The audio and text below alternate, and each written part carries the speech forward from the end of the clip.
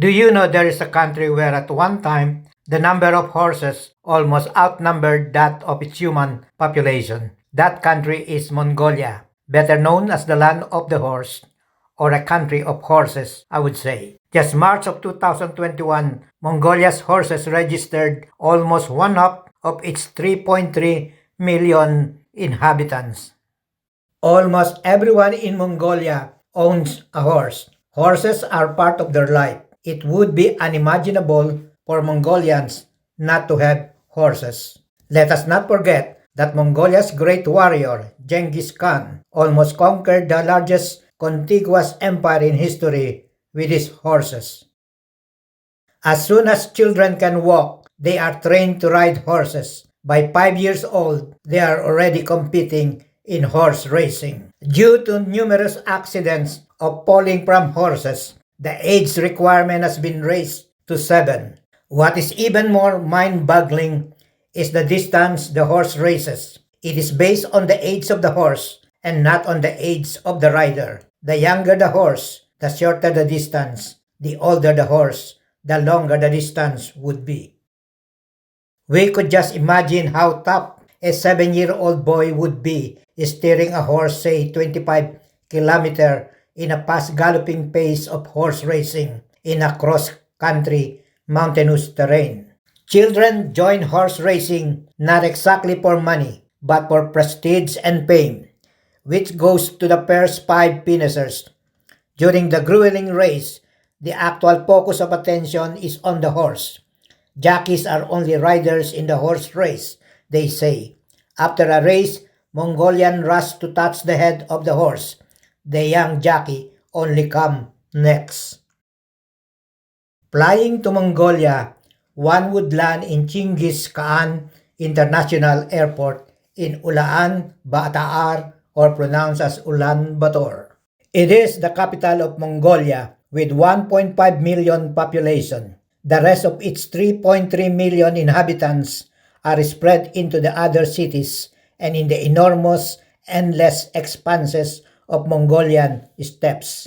Mongolia has a land area of 1.6 square kilometers, slightly smaller than the state of Alaska, but twice the size of Turkey. With a huge landlocked country of 3.3 million people, with China and Russia on both sides, it is one of the most sparsely populated countries in the world today.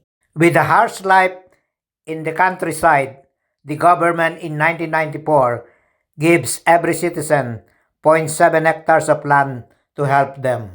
The Mongolian steppe is a vast grassland, no buildings, no fences, or big and modernized houses. It is basically an empty space inhabited by horses, cattle, camels, sheep, yaks, cows, and goats that serve as nomadic families' source of food and drink. Mongolian family life centers around the gyre and their herds of animals, subsisting on a diet of milk and meat, enjoying life with their natural environment. Mongolia's largest waterfalls was formed some 20,000 years ago during an earthquake and volcanic eruptions.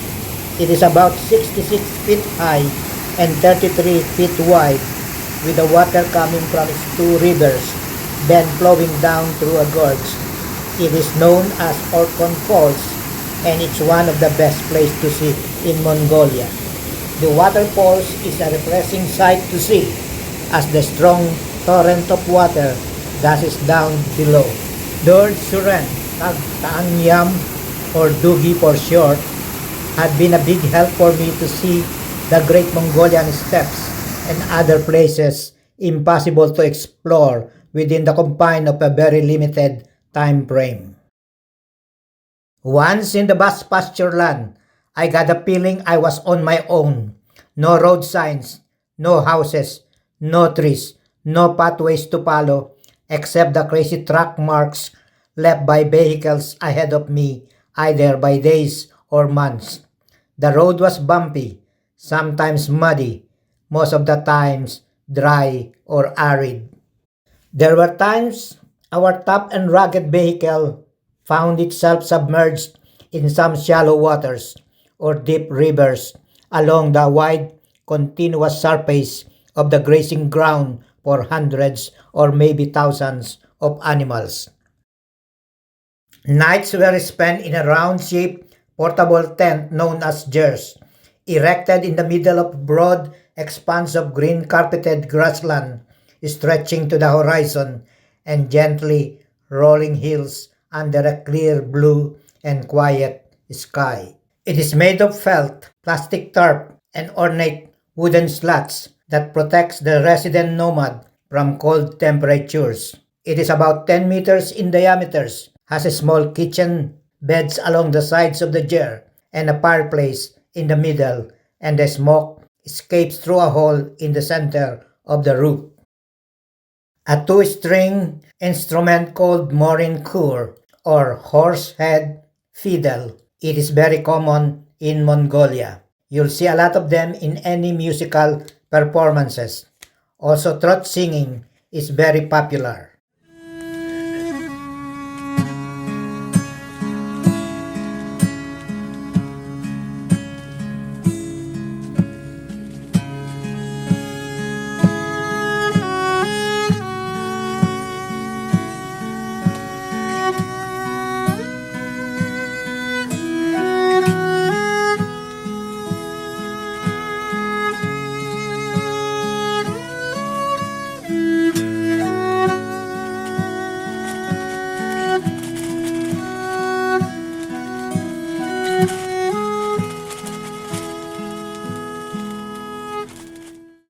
While I was in the immense pasture land, I took advantage of visiting one of the first ever built Buddhist monastery that has stood through time when scores of Manchurian temples and monasteries were destroyed by the communist Russia together with the slaughtering of more than 10,000 lamas. All that remained of Erdene Su Monastery were 3 temples and the outer walls with its stupas. While some sites have been restored, others are still undergoing rebuilding. Buddhism in Mongolia is derived from the Tibetan Buddhism, but have its own unique characteristics, such as the monks not belonging to any kind of monastery and that of its great religious tolerance, to name a few. Today, Buddhism is Mongolia's largest religion.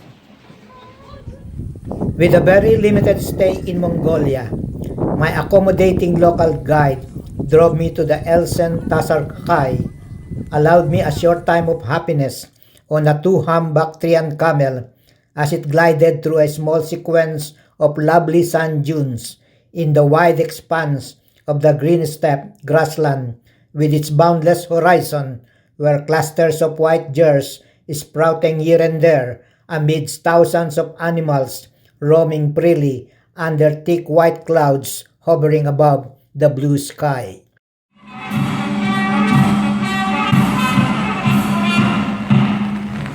Дэлгэжлсэн тэрлэг шиг Монгол газар шарган дээр дээд өссөн монголчууд амьдрал югаандаа гжээж олон зүүнний зүгийг дэлхийн зоон дээр тамгалсаар орчин цагийн хотыг Монгол орн бид бий болгосон.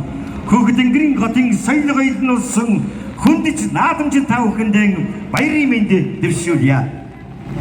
We're happy to announce that numerous interesting events such as parades of representative of Mongolian tradition. Summer would be a nice time to visit Mongolia, as this is the time they celebrate the Naadam Festival, a colorful and exciting festival of manly sports, the traditional horse racing, wrestling, and archery.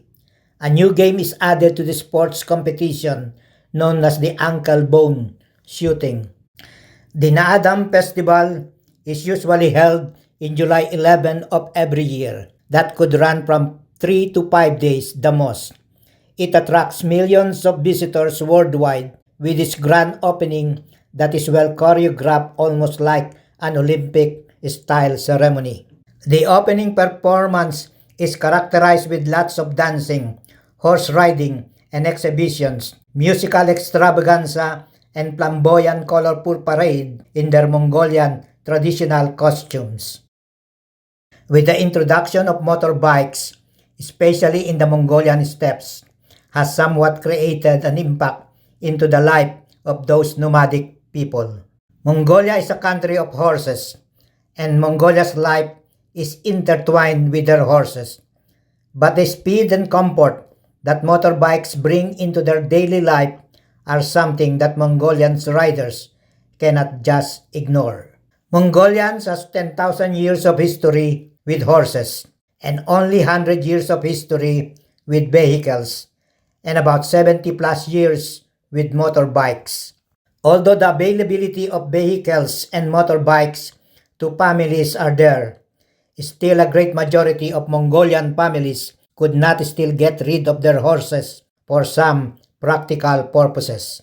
Whether motorbikes would change the dynamic of horses in Mongolia, only time will tell. As of now, Mongolia is horses. I couldn't imagine Mongolia without horses. If you like this video, please click on the subscribe button and the bell notification as well. Sharing this video would be highly appreciated. If you have comments or questions, please write them down below. I will address them accordingly. See you on my next travel video.